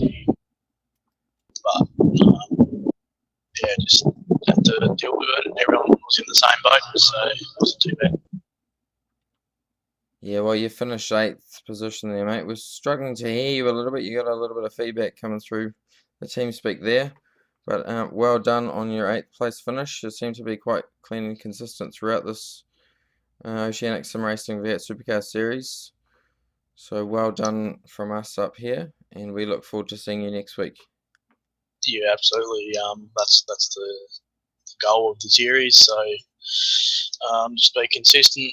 When you have good rounds, you make the most of them. When you don't have good rounds, you just got to finish the best you can. So it's yeah, just what being consistent is what we do. Yeah, well done for us, mate, and we look forward to seeing you next week. Yeah, cheers. Alright, well that pretty much rounds us up for tonight. We need to select a driver of the night. I certainly have one in mind. That for me would have to be 6th place finisher Matt Morris. I thought he drove a very good race. What about you boys' thoughts? Yeah, Matt Morris would definitely be up there. Josh Rogers absolutely dominating again. He'd have to probably get my drive for the night. Pulling such a large gap, nearly 20 odd seconds over the rest of the field is pretty impressive. Yeah, I think you did right there, mate. He did do a stunning performance tonight. We did give him driver of the night last week, so I would like to give it to someone else. What about you, Luke? What do you think, mate? Oh, it looks like I'm the deciding vote here. I had a few to choose from, so I'm going to narrow it down to the two that you guys have chosen, and I think I'm going to go with you, Fonty. As Brooksy said, like, he did drive a dominating race up front, but I think your bloke that you've chosen there, I've forgotten his name already. Matt Morris. Yep, Morris has had a solid drive there for his finish, so we shall give it to him this week, I say. Yeah, got to share driver of the night around a little bit, I think. Well, yes, we've certainly given a great race tonight. Joshua Rogers' outstanding performance, finishing nearly 20 seconds in front of everyone else. Next week we go to the fantastic Spa circuit, which is also another fast flowing circuit. Not too sure how many laps it is at this stage, but we will be in for a great race as usual. So on behalf of everyone here at RTV, Brooksy and Luke Emerton, this has been the Oceanic Sim Racing V8 Supercar Series round 3 of the championship, and we look forward to seeing you all next week. Thank you.